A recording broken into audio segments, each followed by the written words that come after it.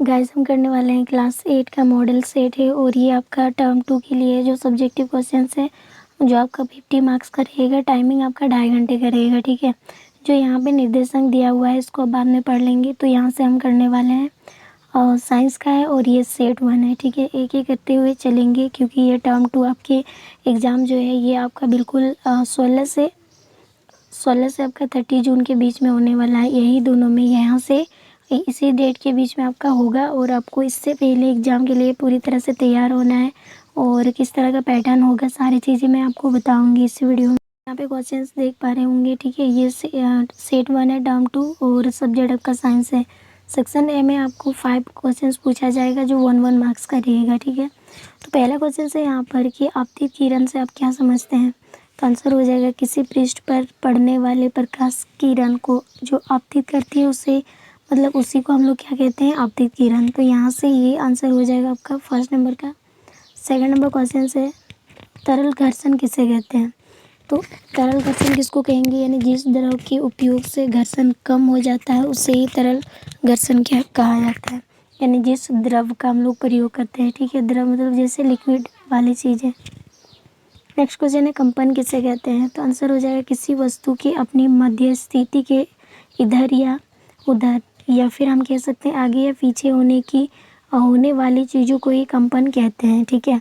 कंपन क्या है, तो किसी वस्तु की अपनी मध्य स्थिति में जो इधर या उधर होता है या फिर आगे पीछे होने वाली चीज़ों को ही कंपन कहते हैं। नेक्स्ट क्वेश्चन है 4 नंबर इसमें बोला मानव नेत्र किस प्रकार का लेंस है। तो मानव नेत्र जो ये किस प्रकार का लेंस है, तो आंसर हो जाएगा ये उत्तल लेंस है और ये 1 मार्क्स का आपको पूछा जाएगा।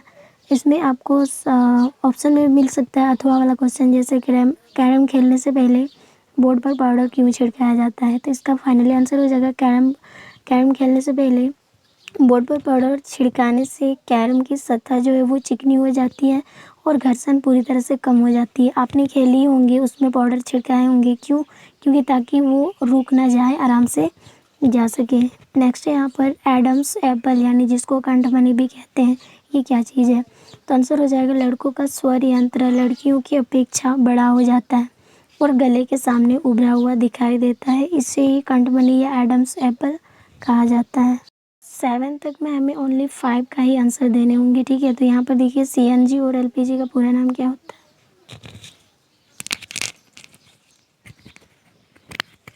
तो CNG का फुल फॉर्म होता है कंप्रेस्ड नेचुरल गैस और LPG का फुल फॉर्म होता है लिक्विफाइड पेट्रोलियम गैस, ठीक है। ये चीज़ें याद रखना है क्योंकि दोनों में से एक आपका एग्जाम में देखने को मिलेगा। आगे वनोन्मूलन क्या है, इसका आंसर हो जाएगा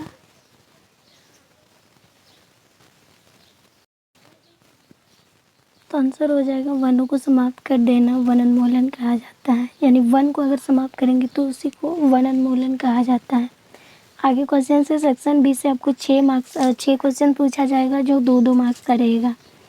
तो पहला क्वेश्चन से यहाँ पर बहुमूर्तिदर्शी और इसी को कहा जाता है क्लाइडोस्कोप, यानी इसी को क्लाइडोस्कोप कहा जाता है। बहुमूर्तिदर्शी किससे कहते हैं या क्या होता है। तो इसका आंसर हो जाएगा बहुमूर्तिदर्शी एक ऐसा प्रकाशीय यंत्र या खिलौना है जिसमें समान आकार के 3 आयताकार समतल दर्पण प्रिज्म के आकार में जुड़े होते हैं। ये रंगीन कांच के टुकड़ों का परावर्तन के कारण अनेक रंगीन प्रतिबिंब दिखाई देते हैं। प्रतिबिंब मतलब कि इमेज, ठीक है। और सुंदर पैटर्न भी बनाते हैं। बस यही है बहुमूर्तिदर्शी। नेक्स्ट क्वेश्चन है, इसमें भी अथवा करके आपको क्वेश्चंस मिलेगा कि प्रदीप्त वस्तुएं क्या है। तो इसका आंसर हो जाएगा वे वस्तुएं जो प्रकाश उत्सर्जित करती है प्रदीप्त वस्तुएं कहलाती है। जैसे में सूर्य, तारे, प्रकाशित विद्युत बल्ब, आग, जलती हुई मोमबत्ती वगैरह, ये सारी प्रदीप्त वस्तुएं क्योंकि ये खुद जो है प्रकाश उत्सर्जित करती हैं। नंबर 9 है, इसमें बोला घर्षण के 2 महत्वपूर्ण गुण बताएं। तो घर्षण के क्या क्या गुण है, तो यहाँ पर देखिए पहला है घर्षण से ऊष्मा उत्पन्न होती है। दूसरी बात घर्षण पृष्ठ की प्रकृति पर भी निर्भर करते हैं, ठीक है। आगे क्वेश्चन से यहाँ पर किसी दोलन के आवर्तकाल से क्या अभिप्राय है, यानी क्या मतलब है और इसका सहमात्रक बताएं। तो आंसर हो जाएगा एक दोलन को पूरा करने के लिए लिए गए मतलब कि समय को आवर्तकाल कहते हैं और इसका सहमात्रक जो है वो सेकंड होता है जिसको एस से सूचित करते हैं। नेक्स्ट क्वेश्चन है 11 नंबर में बोला किशोर तथा किशोरियों के गौण लैंगिक लक्षण का वर्णन करें। तो इसका आंसर हो जाएगा किशोरों तथा किशोरियों के गौण लैंगिक लक्षण। युवा अवस्था में किशोरियों में स्थानों का विकास होने लगता है और किशोरों के चेहरे पर बाल उगने लगते हैं, अर्थात दाढ़ी मूछ आने लगती है। ये लक्षण क्योंकि किशोरियों को किशोरों से अलग पहचानने की सहायता करते हैं, अतः इसे ही गौण लैंगिक लक्षण कहा जाता है। 12 नंबर क्वेश्चन से इसमें बोला कार्बन मोनोऑक्साइड गैस क्यों नुकसानदेह होता है। ठीक है, कार्बन मोनोऑक्साइड गैस यानी CO बोलते हैं इसको। ठीक है, तो कार्बन मोनोऑक्साइड गैस जो है एक विषैल गैस है जो श्वसन के द्वारा शरीर में पहुंचती है और यह रक्त में ऑक्सीजन ढोने की क्षमता को बिल्कुल कम कर देती है और ऑक्सीजन की कमी शरीर के लिए बहुत ही ज़्यादा घातक हो सकती है, जिससे अधिक मात्रा में लेने पर यानी कि कार्बन मोनोऑक्साइड लेने पर ग्रहण करने से मनुष्य की मृत्यु भी हो सकती है। तो इसीलिए हम कह सकते हैं कार्बन मोनोऑक्साइड जो ये एक विषैल गैस है जो बहुत ज़्यादा नुकसानदेह है। ठीक है, आगे है यहाँ पर 13 नंबर में बोला विश्व तापन क्यों हो रहा है, इसका क्या कारण है, यानी इससे क्या हानियाँ होंगी। तो आंसर हो जाएगा कार्बन डाइऑक्साइड यानी कि CO2 गैस जो है श्वसन को ग्रहण करने से दमा एक बीमारी है या ब्रोंकाइटिस जैसे बीमारियां होती है, या गैस फेफड़ों को स्थायी रूप से क्षतिग्रस्त भी कर सकती है।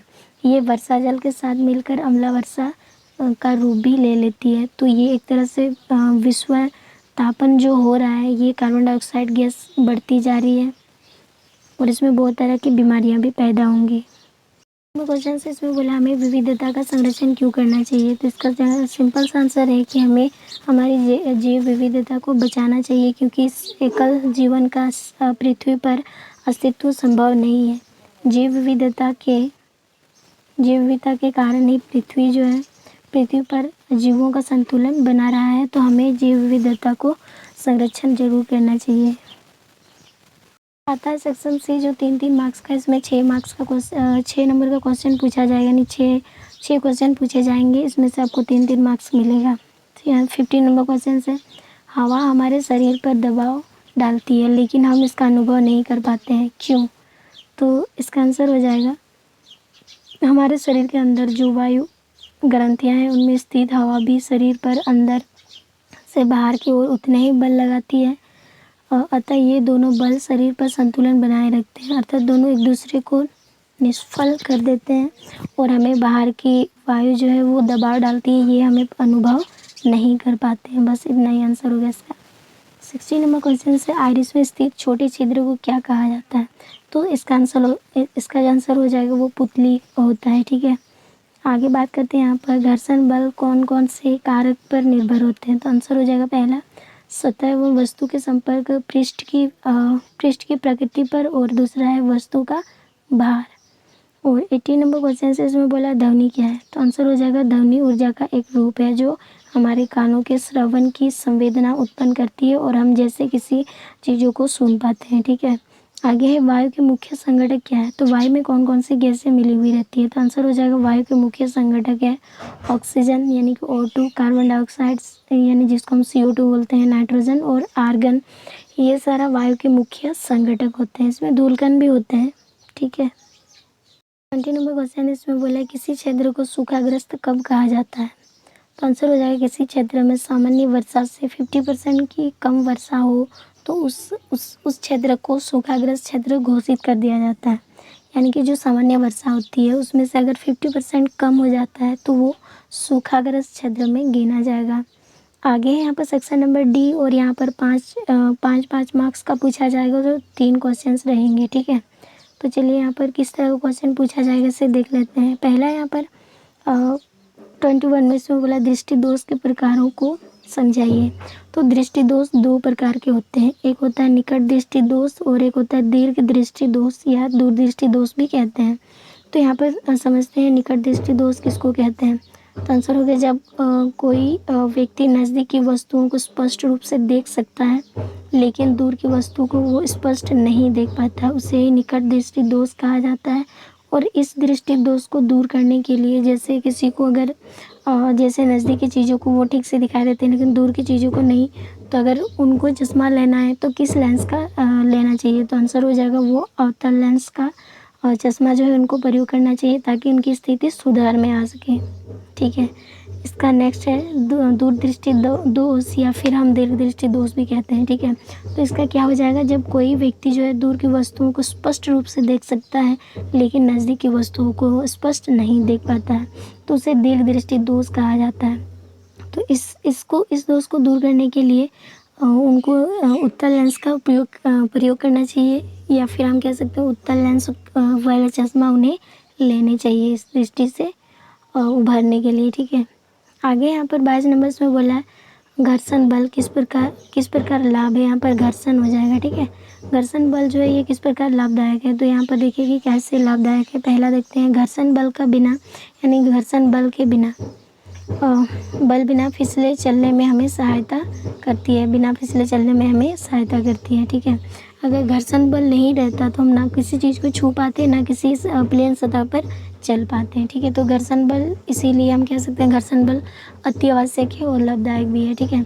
आगे सभी प्रकार के वाहन घर्षण बल के कारण ही बिना फिसले कंट्रोल में रह सकते हैं यानी कि नियंत्रण में रह सकते हैं। आगे इस बल के कारण ही हम किसी वस्तु को हाथ से पकड़ सकते हैं। अगर घर्षण बल नहीं होता तो कोई भी चीज़ों को हम पकड़ ही नहीं सकते। क्वेश्चन और आखिरी क्वेश्चन यहाँ पर क्या दिया है जैसे कायांतरण किससे कहते हैं। तो आंसर हो जाएगा कीट व मेढक को वयस्क रूप में यानी कि बड़े होने में यानी आने के लिए उनको अनेक चरणों से गुजरना पड़ता है। तो जैसे लार्वा अपने छोटे मेढक के बच्चों को देखे हैं जिनकी पूंछ होती है। ठीक है। तो उसे लार्वा कहा जाता है। जब लार्वा से वयस्क बनने के इस परिवर्तन यानी जो बनने के लिए जो प्रक्रिया हुई जो परिवर्तन हुआ उसी को कायांतरण कहते हैं। तो ये आंसर हो जाएगा यानी कि यहाँ से 23 क्वेश्चंस जो है आपका डायरेक्ट जो है एग्ज़ाम में आपको काफ़ी हेल्प मिलने वाला है। अगर वीडियो हेल्पफुल लगे तो प्लीज़ चैनल को सब्सक्राइब करना, लाइक करना और शेयर करना ना भूलें।